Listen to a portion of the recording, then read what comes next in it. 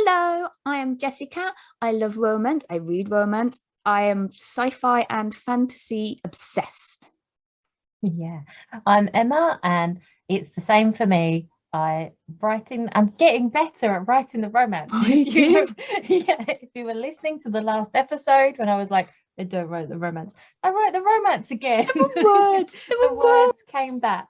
So yeah, reading reading the romance and yeah, loving the sci-fi and fantasy romance.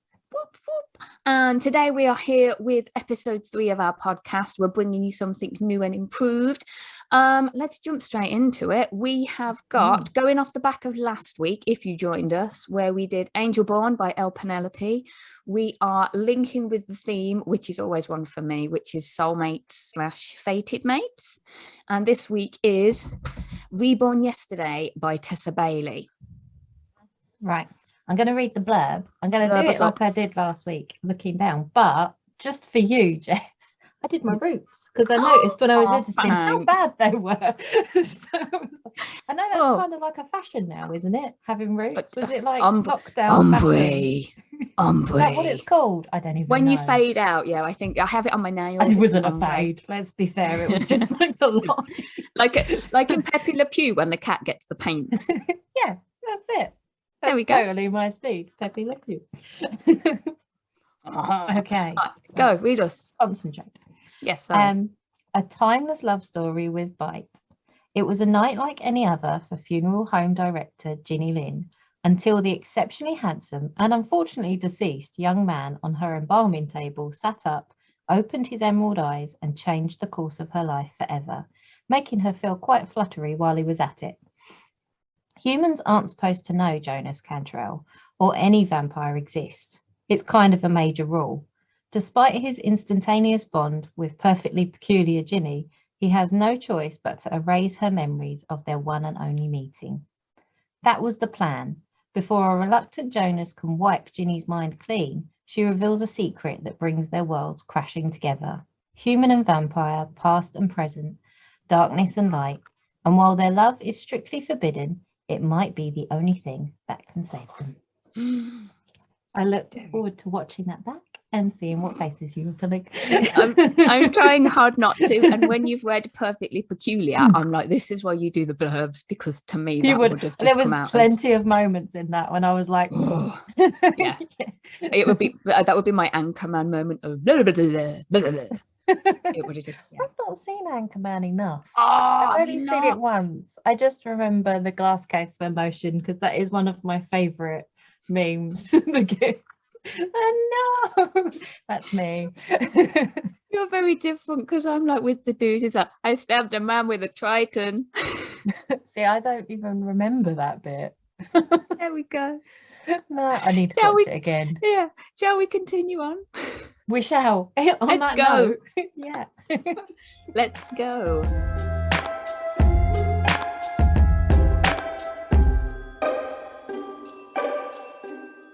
So you kind of picked this one because Tessa Bailey was massive on TikTok, but not for this chappie. Yeah, I've read a few Tessa Baileys, like not the one she's most famous for.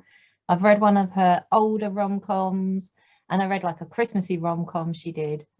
And I enjoyed them. They're good, and she's good at like funny banter and characters and grumpy sunshine and stuff like that. Is like it, yeah, she's really good. But when I saw it, I just saw it on a 99p deal, and I picked it up and started reading it. And within the first chapter, I was like, I think Jess will appreciate this one. Well, I wonder why.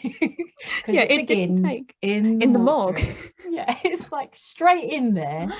Oh, yeah, it was fantastic. And I think, yeah, when you messaged me, you're like, there's a morgue and there's this, and I'm like, oh, and yeah, in the day, it was on my Kindle. It's like, it's not just that, it's the humor with it as well. It's like it's just dark humor about all the deaf things. If you are the sort of person who would think there's a corpse there, you're kind of dressing it up and sorting it out. If you're going to talk to it, then you can be our friend, because I think there are two types of people that are either going to talk to the corpse or they're not. I would talk to the corpse. Yeah. And I don't know. Are we going to talk now, like the narrative, or are we just going to let's be a bit random? Talk about. No, sorry, that's. I don't know. I could do either with this one. I think it's Well, let's go into it, and we'll try and dip those things in as we try and be logical and follow a path. Yeah, as we said, Ginny, he's and in the blurb as well, obviously there's a lot there. We're discovering this now. We're trying to be shorter in a bit about plot. Blurb covers a lot. It does, it really does. Yeah, so she's inherited half of the funeral business from her dad, who's passed away. Yes. And the other half is with her stepmom, and they like share the shifts. Like she does the day shift, Ginny does the night shift, which is convenient. Which just falls in perfectly, doesn't it? It does. Yeah, but it's not the most lucrative of businesses. They've looked at selling it, and but it's underneath the Q train, is it? I think that's probably going to be more relevant to people who know New York. In America, who know what that. Yeah, like an underground but overground. Yeah, I think they're near like Coney Island and stuff. Is that right? I've heard of it. I've never been. I should know. I wrote a book about it. I've seen Brooklyn Nine-Nine. I know things. Yeah. But yeah, so they've not got a lot of custom, but she's quite attached to her business, and she has this way of, she wants to respect the dead. She does talk to them, but she's like, in a nice way, and she's looking at this gorgeous man, and she's just got this feeling, like normally she would compartmentalize her feelings and not let it affect her, because I assume you would see all kinds, obviously, but something about him is just making her extra specially sad. So she calls him like the dreamboat at the beginning, and she's very like 50s orientated, isn't she? And she loves her clothes, she loves making clothes and things like that, and you can kind of see that grows as well. And you've got she's thinking about stuff, and her love of those things, she finds comfort in them, because obviously growing up, having been a child that grew up in a funeral home and then working in one, she's been kind of ostracized. She hasn't got a lot of friendships, and not really any. No, she's known as the death girl, which we'll talk about that a bit later. I've got that down a little bit for another note. But and then she's talking to him, and then suddenly he wakes up. She's looking at his handsome face, isn't she?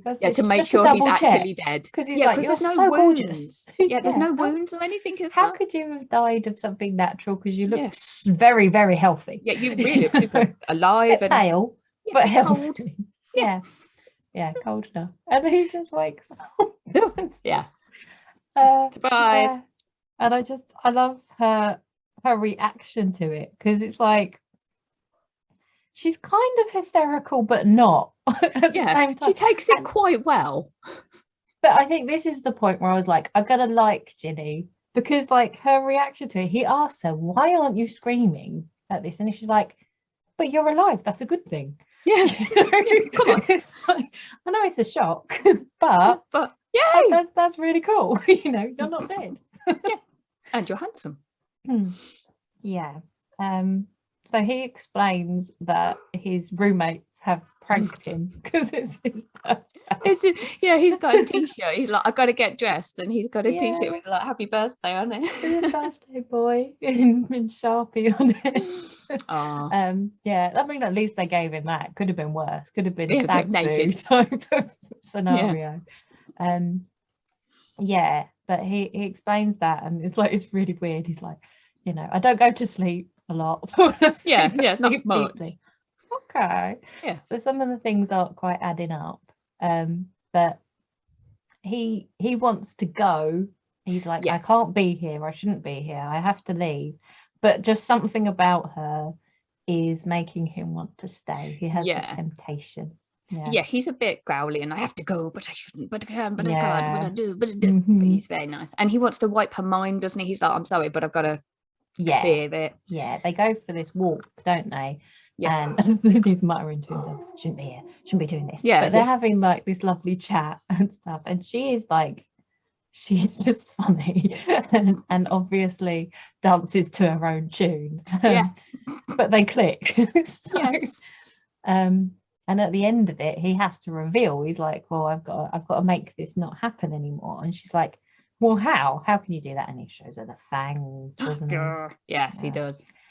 And quite rightly, she's a bit scared at that point. You know, she's not completely without any kind of sense of self-preservation. I mean, it is very like on the edge, her sense of self-preservation. She's you know, she's on the cusp of that knife edge. But yeah, and he says he has to do it, and she says no, don't do that. It's not, that was because of the reason. Memories are so important to her. She just felt so gutted about the idea that he could be taken away from her, this lovely man that she's having a connection with, and he's gorgeous, and she'll completely forget that she's had this with him. Well, this is it. She's lost both parents, so it's kind of, you've got to think that's the only thing. And she's in a place where I think it's kind of mentioned later about the memories of what people have, and that's it. Being somewhere like that where all you see are people's last moments and the memories are the only thing that they have left, I can imagine that'd be the huge thing. That's something I really liked about this as well. I think it was really a lovely balance in that it is funny and it does have that kind of irreverent dark humor that we enjoy, but also at the same time there's some really, really beautiful passages about grief moments, and dealing with it, and memories, and celebrating life. And it's really lovely how they're just like in there. It's like using that vampire thing about everlasting life. There's one quote when she's talking to him later, when he's, you know, about having the eternal life, and she's like, you know, would you miss it, all of the things that you would expect, you know, getting married, having kids, starting a podcast. Did you see that? These are the things that you look at for your life these days. You don't midlife crisis anymore. You just buy a microphone and just go. You find someone as nuts as you and you start a podcast. Not wrong with that. I feel a bit seen, but it's okay. But yes, so so she kind of manages to put him off by saying that she's got this secret that she kind of won't tell him, so he'll have to come back, but he'll have to leave her memories intact for now. She does like say that her life's in danger, doesn't it? Because he's like, it's dangerous, you can't know me, I have to take your memories away because it's dangerous for you. Not to, you know, obviously I'm a vampire. He doesn't go into all of the reasons, but she's like, well, my life's in danger anyway, but I'm not going to tell you what. It does sound a bit like you'd be talking to your kids and it's like, you got to go to bed. It's like, I can't go to bed because, you're like, why? Totally. I'll tell you later. But she's like immediately knows how to manipulate him, because it was the same with the walk. He was like, you go out for walks at night, because she's like, what, do you want to come for a walk with me? It's the middle of the night. Oh, it's lovely, it's quiet out. Oh, I'll just go on my own then. He's like, I don't know. It's like, God, now I've got to go. Fine. But this is it, only an hour, and then I'll wipe your memory. No, you won't. No, you won't. And he's gonna just compel her to tell him what's going on, but she hates that idea, and she resists him, doesn't she? Oh, he's not happy about that, is he? No, something deeper inside of her says that you can't lose this connection that you've got with him. And big. So he can't compel her. He has to go away and says he'll be back. Yes. But in his stead, he does send somebody quite fun. Oh my God. Yeah, she gets up the next day and she's going about her business, making her eggs in the morning. Notices there's a knife missing. Strange. Must have put it somewhere. Sometimes her stepmother, who is a big drinker, might take a knife and accidentally leave it on the doorstep. Well, this is it. Larissa is the stepmom, and she doesn't want the place at all. So lost the husband, wants to get the thing gone, but nobody will buy it, and Ginny doesn't want to sell. So begrudgingly she's there. Yeah, she throws things at her when she goes past and wakes her up and stuff like that. Sounds smashing. But yeah, she hears this thump, doesn't she, from Larissa's room, and like creeps in there, like ready to duck in case anything flies at her head. And yeah, she turns around and Roxana's there. Yeah, there's this Russian woman. Oh my God, Roxana. She's amazing. I was going to say, if we didn't have the section later on to discuss about spin-off, we just have to go into her so much more here. But no, we will do that later. But she is fantastic. Yeah. So she's been sent by Jonas to look after Ginny in the day when he can't be there for obvious vampire reasons. Because that's a rule in this one. He's not a twinkly vampire. No, he's not. No colonesqueness here. No. Well, there's loads of colonesqueness. Okay, well, yeah. But not that way. Not that way. No. Yeah. And she's just given Larissa a little conk on the head to keep her quiet. And she's there sharpening the knife.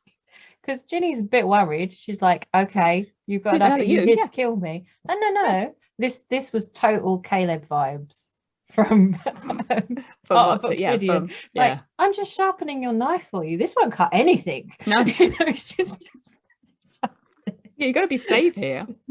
Yeah. That's it. So she's there in the day to look after her. But again, it did make me giggle that she's there and she's like, "Who are you?" She's like, "I'm a vampire slayer, working for the vampire." Yes, I'm going to kill him tomorrow. So yeah, don't worry. Tomorrow. Oh, I've got a quote about. Oh yeah, she's talking about Jonas. Sorry, I have quotes from this, and she's like, he has morals and principles and things of that nature. I can't stand him really. that's her vibe, basically. No. She's just fantastic. Yeah. But so she's there in the day with her and they chat, and I think she kind of lets a few little bits and pieces slip about him, and as you would. If you don't like him, you're going to kind of start dropping little hints of information about him. Yeah, and she kind of she's giving Ginny the idea that he's obviously gone a bit puppy-eyed for her and stuff, which is not his usual way. Not his way of things. Well clear of humans. And then Jonas comes back at the night shift, doesn't he? Mm-hmm. And a bit more comes out. He tells her a bit more about the rules, about why they can't. The vampire rules. They've got a high order and things like that. Oh, and Roxana's let on that he's the prince. Yeah, the prince vampire. The prince. Yes. Yeah, but that's more like his sire is the. Yes, he's not any. Yeah, it's not born into it. You are bitten. Yeah. So three rules. Three rules. Do you want to do the 3 rules? I can do the rule. I did write the rules down. Okay, so vampire rule number 1: no human relationships. Vampire rule number 2: no taking human lives. Vampire rule number 3: no drinking from humans. And so his logic is to do one, you will end up doing all. It's so kind there of is like no the Asimov robotic laws, isn't it? The AI rules. You not like you see iRobot thing? No. Okay, don't worry. It's books, actually. To be fair, I should reference the film because that's giving away the fact that all I do is I watch films rather than read books. Sometimes, quite often. I'll be honest. Quite often. Oh, don't drop a clanger of something then. Oh, this happened in the book. Oh yeah. In Cujo, the kid didn't die. What have you done? We're not supposed to have spoilers in this one. Oh, we should have done that at the beginning. I don't. Sorry, spoilers. It's like Stephen King himself. It's a 25. It's older than me. This book. I'm not 25. Yeah. It's an older than me book. If you don't know by now, why? Yeah. Why? No, it's fine. It's fine.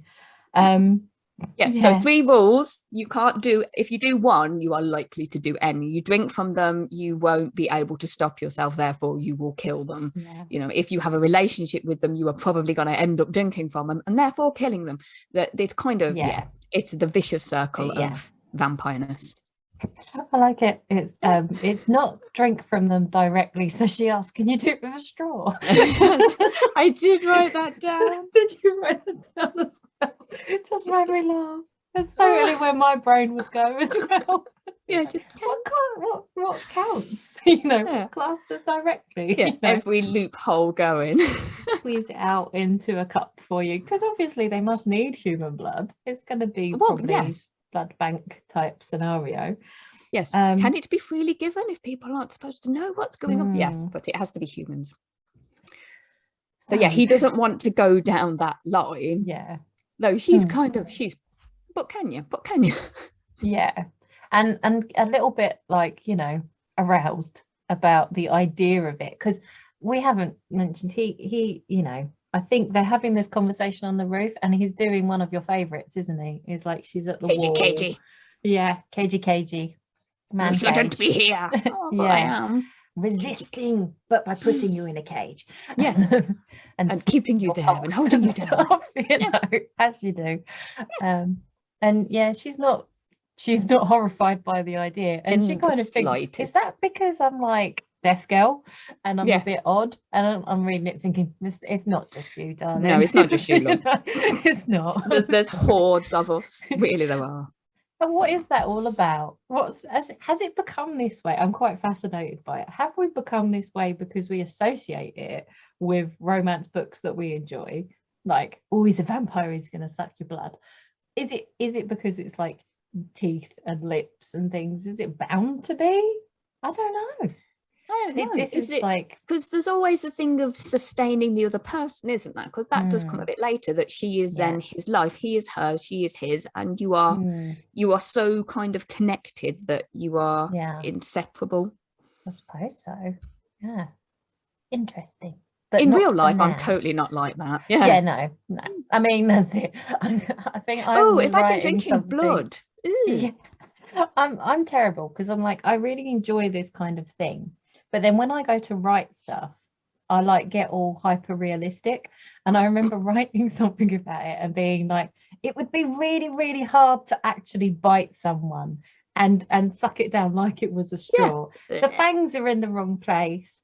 You take out a chunk, it would dribble. If you didn't get a proper seal, it would kind of like being at the dentist, it would go around. It would it wouldn't really work particularly well. A straw would be more effective. Make a puncture hole, pop a straw. It's like, do like a line. Capri Sun. Not those crappy cardboard ones they've got now, though. Amazing. Imagine that, though. Imagine like a book with the vampires, and they put in like a valve or something, like the donors, like in Wolf Gone Wild, for the ones that voluntarily, they just have a valve and then just pop it in. All I've got is like bike pumps or something with those little things you have all the connectors. If you've got a bigger mouth, you need a different connector to just put in. Like when you have like fishbowl cocktail. We were talking about multiple partner ones.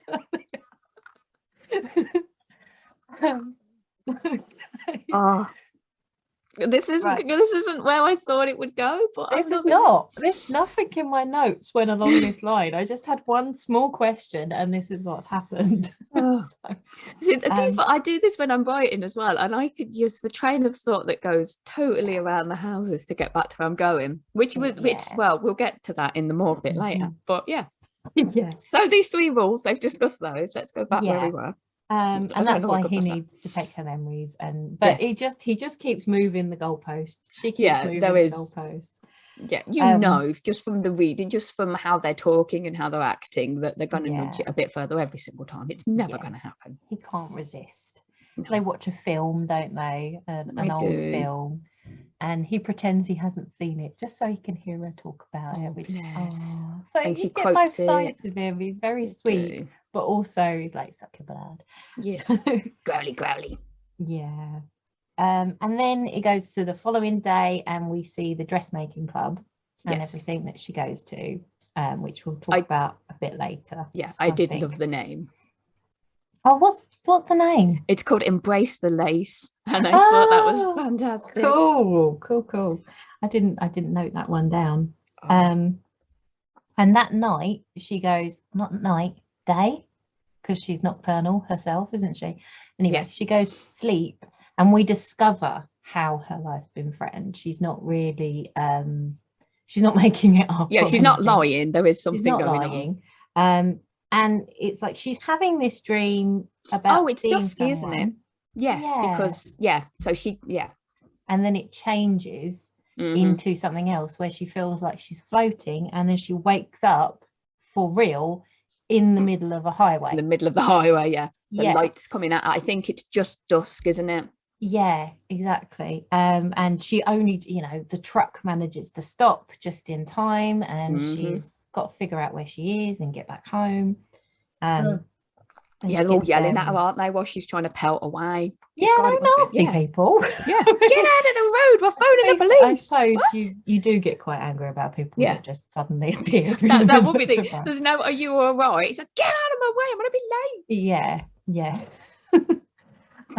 Or just at least it's stupid. Not just a British thing. And it would cause a massive pile up, you know what I mean? 5 o'clock, we'll never get home now. I think if it's like, if it's an old lady in a 90 and you think, okay, they've wandered off. Is she okay? Yeah. Is she all right? But because she's young and, just stood in the middle of the road. Yeah. It's probably drunk. What's going on? That's kind of where I took it to with my notes for the narrative, because that kind of... I kind of, a bit further, she gets back and he's kind of there and he senses the danger and stuff. And then he mentions his flatmates. So I kind of stopped it there. It's like, oh, flatmates. Yeah. Yes. And also we should say, because of what's happened, and she has to admit what's happened because she just disappeared. And Roxana is like, she's like, I must go and train because I failed in my mission. I've dropped a ball. Someone got the jump on her. But it has to be a vampire that's done it.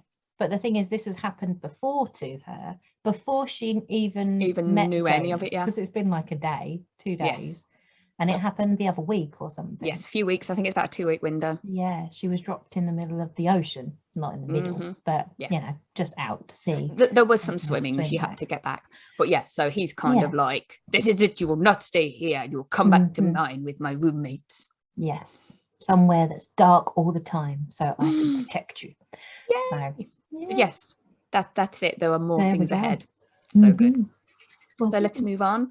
So what do you want to do first? I have action. So should we jump straight into the action? There we go. We can. Action, here we come.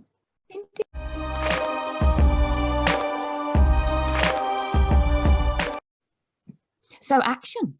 Lights, camera.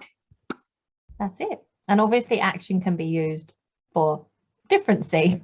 Yes. Well, I've just gone for like normal fighty type, drama, I went action. For that thing. So if you're kind of talking that action, it was kind of this is what I messaged you, it was quite a way in till things started to pick up in that sort of sense, but it didn't take long to get there while I was reading. But I'm looking down and I'm like, Jesus, it's like 40% and it's, I know, it just we talked about that a little bit when we were doing the notes, and about how like it just hooked me in with the push pull with them. And I think it's like the memory hook as well when I was doing the notes, and is he get like wanting to take away the memory, and then the mystery of like who's threatening her life and stuff like that. And what's going on with that? You like fly through what I did, like the first like third of it, and then it starts getting into kind of the meat of the actiony stuff.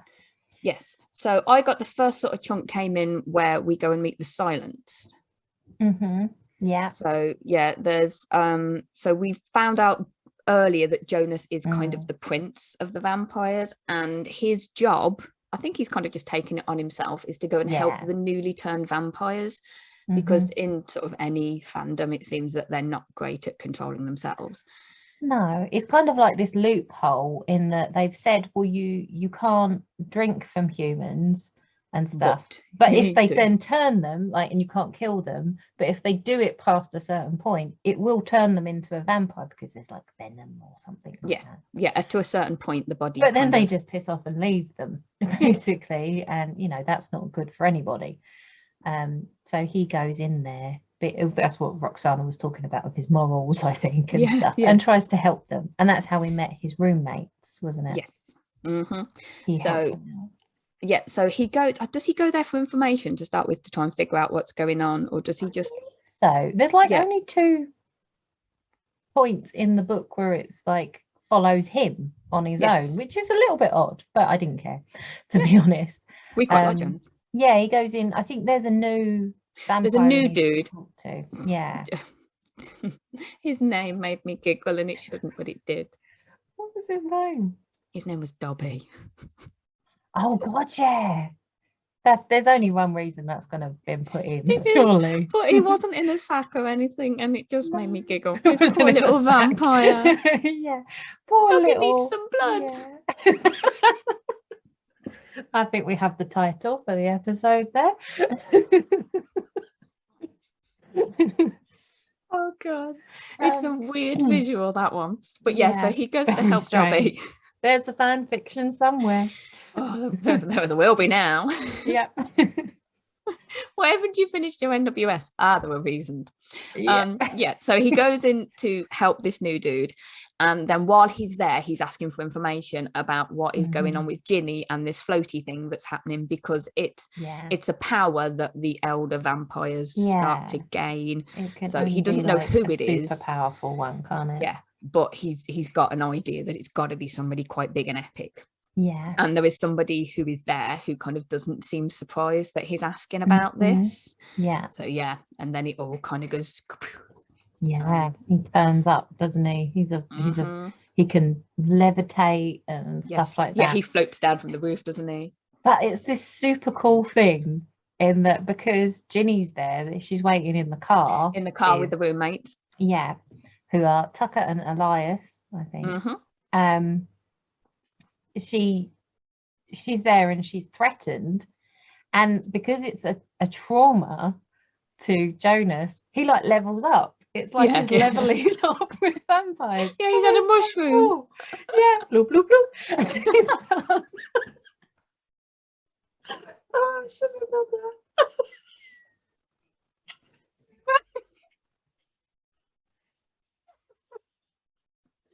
I have to get back. Take a breath. Fine. Right. But he defeats the vampire anyway.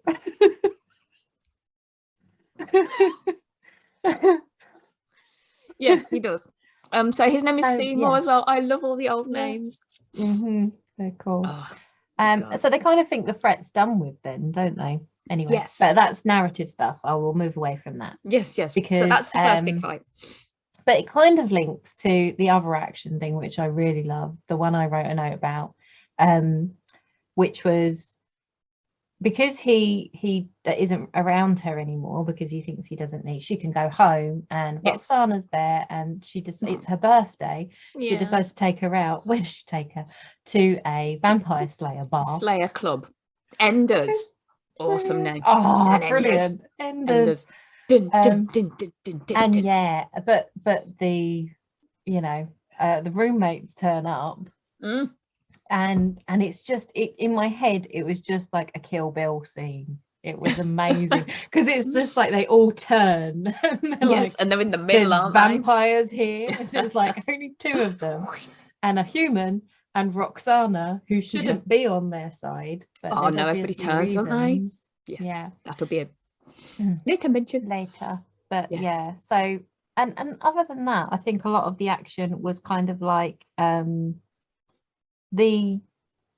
like what's happening to her as well. It's not as in fights, but it's just this this threat to her and stuff. So so every time that she gets dropped or floated somewhere, it's kind of it is a life or death situation. Really terrifying. Well, that's idea that you could fall asleep and wake up somewhere just on the edge of something. Because that's it. You can't kill a human, but you can kind of put them in a position where they're not going to end up the loophole well. Again. That is again. There's so many. So, but and there's the last bit at the end. We won't give much away, but there's a big scene, last sort of chunk. Yeah, big chunk. Matrix-esque. Yeah, it is. It all like snow-mo and stuff like that. But yes, we won't divulge. No, can't go into that too much. So what should we do next then? Should we go on to villains? The bad guys.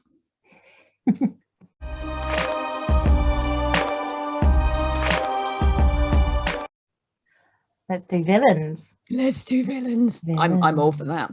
Yeah. So how many did you count? Oh, got to count them. Did you make a list? I didn't got do three. that. Did you got three. not? You got 3 villains. Okay. I got 2 with an honourable mention. Of course I did. Okay. Because I kind of was who like, obviously there's the mysterious vampire. The Vampire King, yes. Yeah. And because you think it's this Seymour. Yeah. And then obviously it's not because the book's not over. And stuff's still happening. So yeah. You find out about that. And like we were saying in like the last section, I mean, they're very scary in what they're doing, the whole dropping you in the middle of a life-threatening situation. Yes. The only other there's another one that I didn't want to talk about because too much spoilerish. Yeah, too spoilery. But yeah, so obviously there's a lot of different threats. And the other villain I had was the more ordinary villain of Galena. Is that there how we we're go? Say yes, her name? She's my so the honourable mention was the other one, but yeah, she is. So if you think in terms of actual threats to just a person without vampires, she is the worst possible kind of human being ever. She is horrible. Such a nasty piece of work.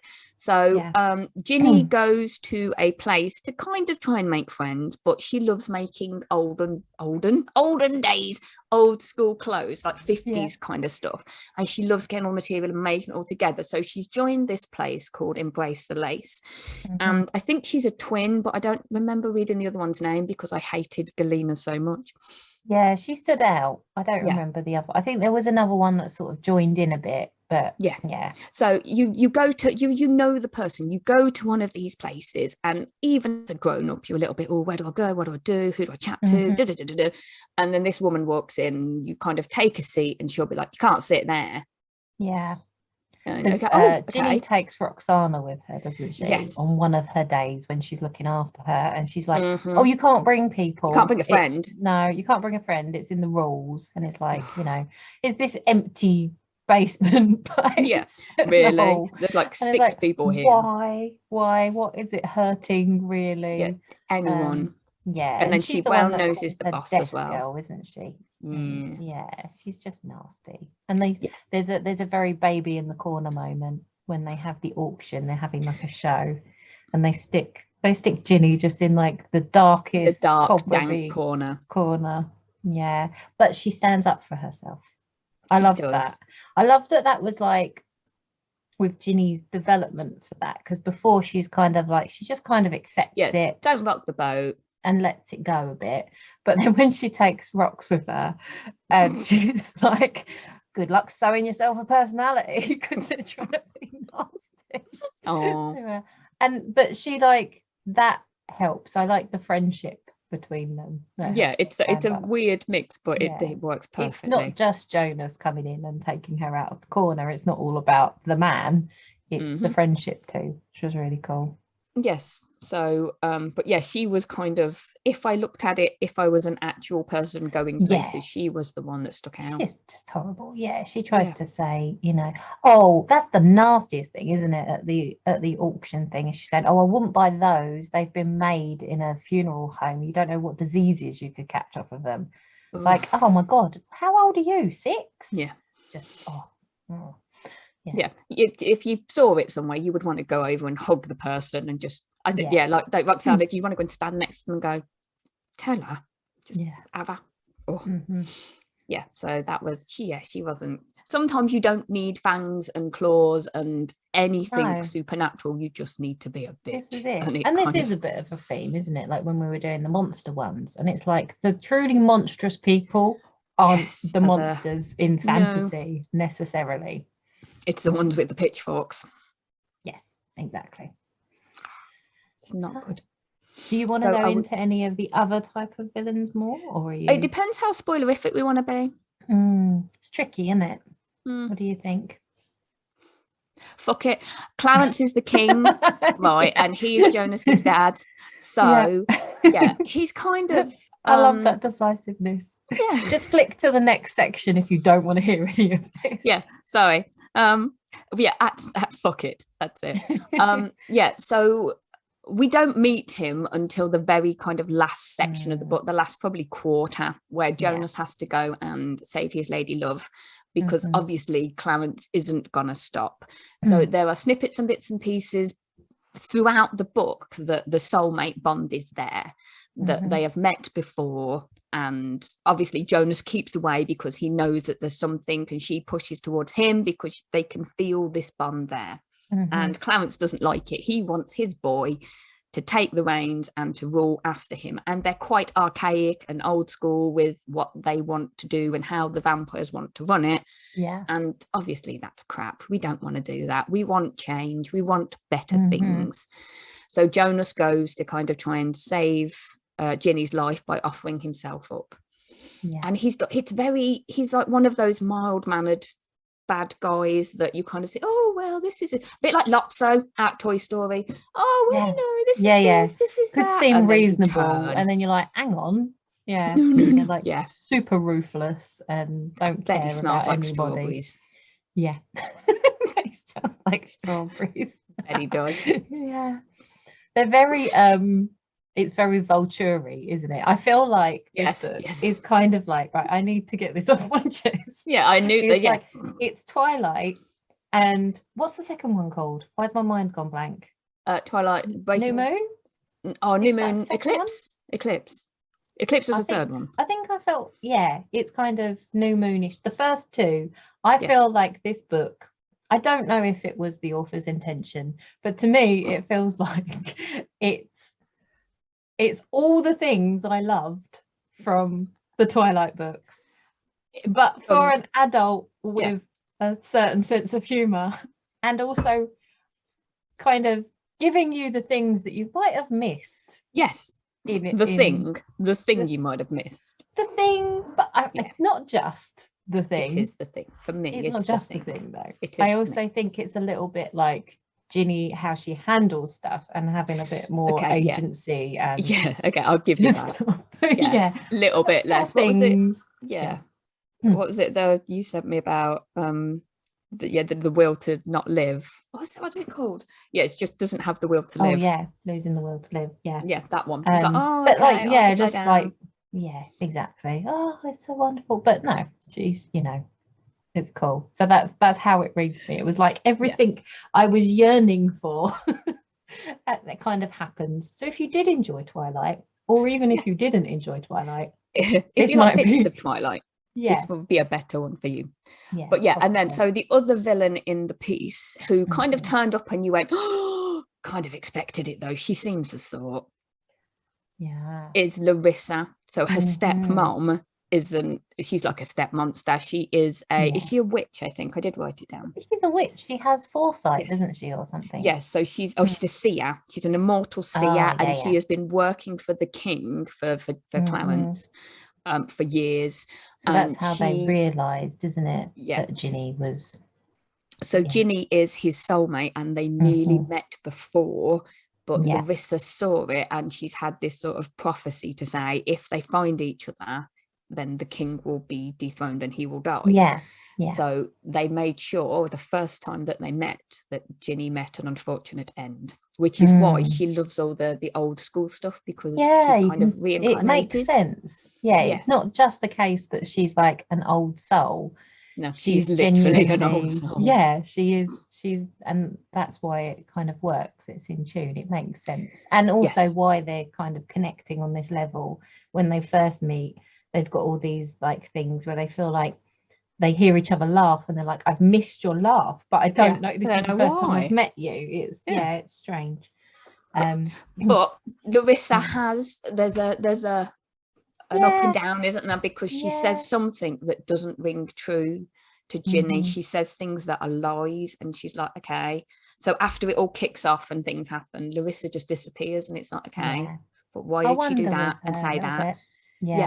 And then so it's like, did she ever love my dad? Sort of all of Ginny's internal thoughts, and it's like, actually maybe she did, and maybe this is there was that. And also when you think about the prophecy, it's quite clever because it is what came to pass, even if they were taken apart before. It wouldn't necessarily have happened back then because Jonas hadn't gone through that he was stage of newly helping with wasn't other people. Yeah, exactly. Yeah, he was newly changed. It kind of needed to happen that way in order for that to occur, that conclusion to occur. Oh, it's all the Back to the Future thing, isn't it? That's it. So was she really just helping for it to happen? Yeah, she's quite ambiguous, which is always interesting.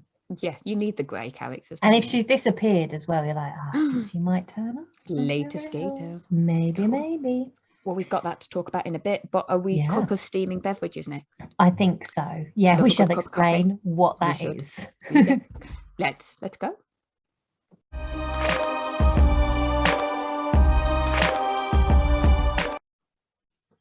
Okay. So steaming cup of hot beverages. Yeah, which we should explain is the equivalent of what you see maybe on TikTok or something like that when people give their ratings, their steam ratings, their heat ratings, their little chili ratings, and they use chili peppers or aubergines or whatever it is that they're using. Yeah, we thought because we're British and just it would suit us more to do steam and steam off of tea or coffee or whatever you choose, your preferred beverage of choice. Yes. So I don't, even though I am very British, I don't do tea. So yes, it was your beverage of choice. It's a stereotype. It's not true, everybody. Yeah, can't stand it. Sorry. Strong words there. Strong words. But I've tried many times. Taste, Yeah. So we have so start talking about it. Yeah, start talking about tea. You could talk about it for forever. That is not why we're here. We're not to discuss tea. You see, I can say, have you seen the videos that people put up about how American people make tea? And I know they're taking the mick when they're making it in microwaves and stuff just to really wind people up, but it does. Even though I don't like it, it does wind me up too. But yes, we don't. That's entirely the Mickey because they don't have kettles as much. Well, no, but they boil. They have things that go on the hobs and stuff, don't they? So I know I've seen how they do it, but when they put the sugar and the tea bag in, and it looks just like dirty water, and they like put it in the microwave, and you're like, okay, if you want to watch one that is much more respectful, if you go on TikTok, I think his name is Easy Cat. And I'll put it in notes, and he's so funny and brilliant. He's like got a massive following. This is not news to a lot of people, but he's trying tea because he's been watching lots of Doctor Who apparently, and he's just like all the different variations you can have because he doesn't do lactose, so he used a different milk. And he brewed it for the right amount of time and stuff. And apparently loads of people complained. He's like, look, no. So he's using all of the different types of milk there are to see which is the best kind. So if you want to watch a version, you might find that there's a version there that would suit you. I quite like. Yeah. I do. I don't know why, but I sit and I don't go on TikTok often because probably A, I'm old, and B, I just physically don't have the time. But when I do, I find myself watching videos of American people eating British chocolate, and I don't know why. Is that why they started turning up? Because we shared the profile, and I was like, why are these things? There's American people eating like Scottish tablet like and stuff like tea cakes and it's been mini eggs recently because it's Easter, obviously April's there, and it's just like I thought, how can you not like a mini egg? And they're eating it and like, oh, it's the best thing ever. I'm like, I know our chocolate is just obscene, isn't it, in comparison? I think in terms but they of sugar do level. So they have something in it that's in vomit to keep it. So people used to bring Hershey's Kisses into our work, and I've always been very pregnant in this building, and I used to smell it and go, oh, it tastes like sick, it smells like sick, and there's some sort of something in it because obviously it's so big they can't keep chocolate fresh, whereas Cadbury's is like 10 minutes down the road. Check that, it feels like it might be something. I believe it is true. Have you checked it? Okay, I think somebody said it's verified. We will show notes it. If it's not, I will drink a cup of tea in episode 4. But no. Oh, that is on. That's on. Yeah, give me a variety of tea and I will sit and drink a cup next episode. But yes, so I think I didn't give it a 4 out of 5. I just wrote down all the good stuff. I did. Oh, okay. I went the opposite. I didn't write did loads you? of stuff down, but I think it's about like a 3.5 to a 4. Yes. And then kind of the reasoning why I do that. So it's Okay. quite slow to begin with. Yes. And that's good. So this is why I think it, like, explaining how you come to these ratings is quite important, because it's different things for different people, isn't it? Like for me, I might rate a book that is more graphic lower than another book which has more tension that builds it up. Okay, so if I was to rate it on a scale of 1 to 5, it would be a solid 3, even with the stuff that is in there. It wouldn't go higher than a 3. Fair enough. Yeah, so for me it's around a 3.5, because I feel like the tension adds to it to me. The fact that they have the slow burn at the beginning where he won't even kiss her, and it's like, and he has to hold himself back, which means that it's like it builds it up. Builds and builds. Yeah, that's steam. That's like the kettle. It's on there, it's boiling, it's getting ready, then it's going to whistle and it's going to blow. So it's, and also if people know Tessa Bailey, she's quite well known for her heroes liking a bit of dirty talk. Nice. And actually in her contemporaries, she goes a bit further than in this. Oh, okay. So if you enjoyed that side of it, but it's not even higher, try another contemporary too. They are very alpha. I think they will be. I know it's rom-com though. Well, this is it. I don't dip into rom-com as much. I don't not like it. It's just kind of not my go-to. So maybe I need to. Maybe there needs to be one out there. Possibly. Well, what was the TikTok darling? That was, I did write it down. It Happened One Summer. Have you read that one? I've not read that one. It's on my list to read this year, because everyone's like, oh, you must. I've read Window Shopping, which is a Christmas one. And then I've read Fix Her Up, which is one of the quite a bit older ones. And that's what is he? Is he ex-baseball player? Oh, okay. See this thing with the sport. The sporty, again, I don't know. I've done a few sporty ones to me, but I seem to read these books with, yeah. I'm not gonna say. Don't go there. I know. No. Yeah. This is a very faux pas. Yes. So to me, kind of going through it, I'm used to the quicker leap into it. So a first kiss at 50% was a bit weird, but I can see the tension build. I can see the tension building, but he's caged her in. There should have been something before that for me. No, there shouldn't have been. I would have liked. I should rephrase. But that's it, because clearly it works for other readers. It works perfectly. It depends what you're into. But I mean, I'll be fair, like if I get to 80% and there's not been anything, that's too slow burn. Don't shove a sex scene in the epilogue just because I will. Not if it's the only sex scene. I don't mind a sex scene in the epilogue, but I do feel kind of like it's a little bit superfluous at that point. Yeah, if it's just because you have to, because it's just sex then, because there's no development. Unless it links to the next book in a certain way. Yeah. Then I'm okay with it. I've never come across that.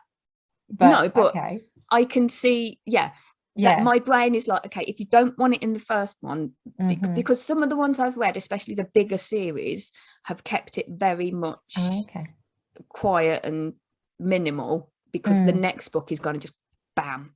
So I see where you're going with that one. Yes. So but when it does kick off for you, Jess, I mean, he is a big one. He goes 0 to 60 walls, and I forgot they were in the bathroom. I mean, literally nearly bangs the door off of the hinges. Popping all the light bulbs, like see, that's very Caleb as well, isn't it? The whole stuff going on around, like she thinks the lights at the fairground at Coney Island start flickering when they first start getting involved. Jeez, if that's not love, then I don't know what is.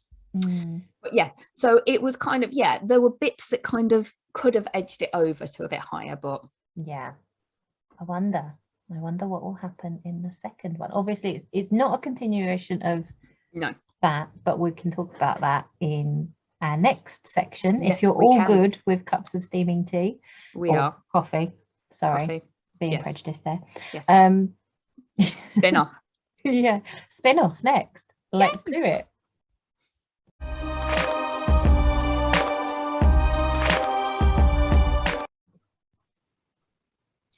So spin-offs. Yeah. Now, again, I have numbers. Well, it was 2, but it's kind of 3. Okay. I don't think I really got past the first, to be honest. The first one. Well, it depends. I think you probably want one. I don't know which one you'd want more than me. So he's got 2 roommates. I think, yeah. Okay. So, yeah, the roommates, because they're standalone ones, but it's going to be a series set in the same world, which is quite common for romancy stuff, and I like it, which is paranormal especially. I can be a chaotic reader for that reason. Like, I want to read one couple, but I won't want to read another couple necessarily. We're not pulling that thread either today. No, because you'll stop speaking to me. Yeah. So obviously throughout the book Reborn yesterday, you meet the roommates who are Elias and Tucker. And you also meet Roxana, and there are these little hints, and like, they're not little hints. They're not little hints. At the end, there's a big like, where is she? Yeah, that's true. That something's gone on between Roxana and Elias, which is probably why she's not killing them. Yes. Yeah. I think it was before he was turned, wasn't it? I think they do admit that. Is there a hint? I don't remember seeing that. I think it's towards the end that she actually admits that something happened between them. But it was before he was a vampire, because obviously she's a vampire slayer, I guess. Yeah. So they've got the feelings, and I love him because he's so mysterious. You don't even see. He's like, I don't think you watched Space Loads, did you? But the daughter who lived upstairs in space, if anyone watched the sitcom with Simon Pegg, there's the teenage daughter, and you never see her face. She's always just a blur of legs running down the stairs after having an argument with her mother because she's a teenager. And that's what he's like. He's always got his collar up. Yeah, you don't see his face. His hood's up. Yeah. And that's the second book, basically, which I have downloaded, and I'm probably going to start when I'm on holiday. Yeah, I was going to say. I knew I wanted to read it, but when I did read the notes for this, I was like, it's time. I've got to do it now. Yeah, it's now. Yeah, Roxana's too good. Which he is, but for me, I do love a sarky cocky dude. So Tucker is in there. That surprises me because he's quite golden retrieverish. He's quite happy. I didn't think he'd be your cup This is it. I should be the dark broody one, shouldn't I? But in this, I just love the way his little one-liners with her when she's like drinking the beer and stuff, and then something happens to her, and he's like, "Oh, you've put down the same quote." I think. I don't know. I just got that he's like, "Fix it, Jonas." Oh no, when they're talking about relationships, she's feeling insecure. Fix it. Yeah. But and also there's the bit where I think they're having the beer or something, or it's later, and she gets a call from her stepmother to say they've had a body brought in, and she says, "Oh, it's great. We've got a new body in the mortuary." And he goes to Jonas, "She's a keeper." He's just like. But he does it in like a way he's not being mean. He's just funny. He just giggled all the way, and just when you meet him and he's like got a cigar in the car, and it's just like, you're gonna be an Uber driver. That's his job. So good. So I am very much looking forward to Tucker. But what I did miss was morgue sex. We didn't talk about it in the we didn't. I even wrote it down in there. We should have discussed. How could we miss sex. it? I've got it here on my notes too. More so do possibilities. So there was a moment we had an interview recently with somebody, and they mentioned something along the lines of I can't even remember what it was, because we were just giggling about the fact that we chatted about morgue sex. It was terrible. We had this conversation, which I have screen captured, and I am probably going to put on our Instagram feed because I read the book first and then I recommended it to you. And And then we were talking about it, and at the end you were like, I was expecting something to happen in the morgue. In the morgue. And I was like, really? Okay. And she was like, that's just natural. You thought that there was going to be morgue sex. And I was like, it just never occurred to me that would happen at all. This is the difference in our brains. But we were talking, but when I read Her Soul to Take, and there was clearly like an abandoned church and a cemetery, I was like, there's totally cemetery sex. There's totally going to be sex there.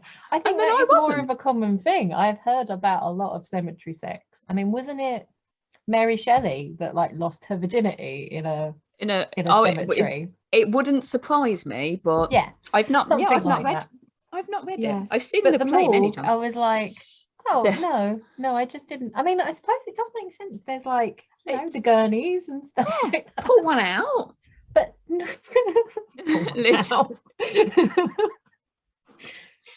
Always happen. Yeah, you wouldn't do it on the table where the dead person is. You've got so many drawers and trays. Yeah, you could like create some kind of very convenient shape for yourself. Yes. There must be loads of sheets everywhere to cover up the bodies. You'd be nice and toasty. I can't. It's very cold. Yes. We have ice. Do morgues have ice? These are questions. They've got embalming fluid. I don't know. Ooh. I don't think that is. I know exactly where your brain went. Did it involve the rock? No. Mine went to Baywatch. Oh, I was thinking about that before. The new Baywatch film. Yeah. So funny. Go watch it. It looks, I saw it and I thought, no, it's going to be rubbish. And I didn't stop laughing the entire way. Absolutely the same. I was like, I never even used to really watch Baywatch. And I thought, it's going to be so bad. But it's so good. Very good. Yeah. That would be a reason to stop morgue sex. But yes, the interview we did, to be fair, this can link on. Should we say who it was that we got I was going to say, do we leave that till the end bit and sort of, okay. Or we'll put that in when we finish. Are we ready for that then? You said you had 3 for spin-off, or is that so it's Roxana. So Roxana, if she wasn't with who she was with, definitely needed a spin-off. Yeah, but she is gonna have the spin-off anyway. She is gonna with Eliza. I will let you know how it is. Yes. Keep me posted, because I have a holiday and some books to read too. But I need to Guns N' Roses first. Yeah. I'm not going to explain that. We won't explain that. Not this time round. At some point, perhaps. Yeah. Okay, let's get on to our spinning wheel of awesome. Yeah, spinning wheel of awesome.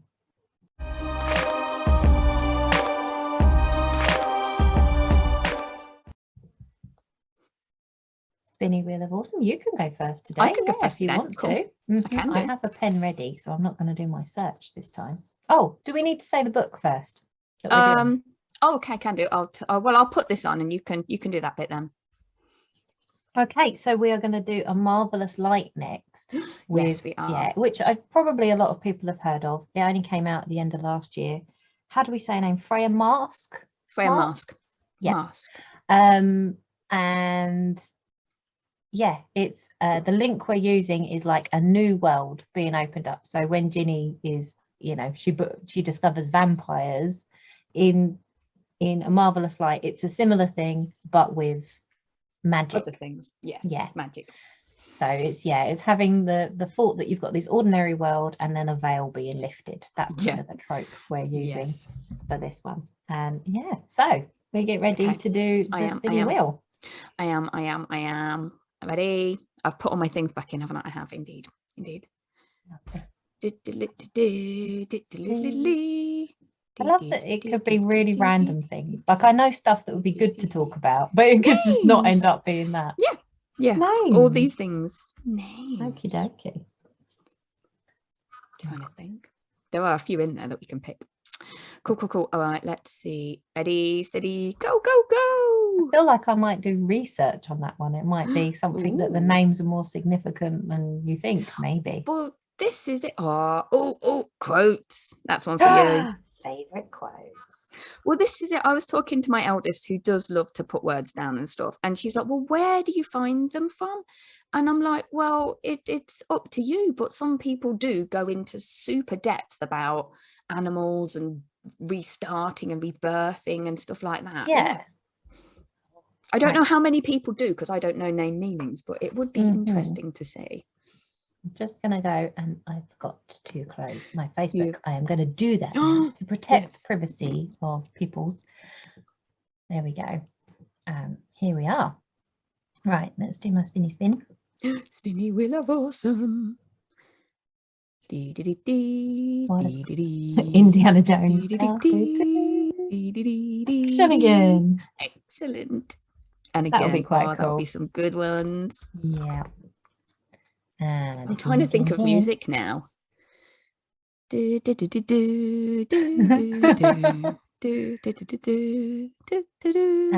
romance.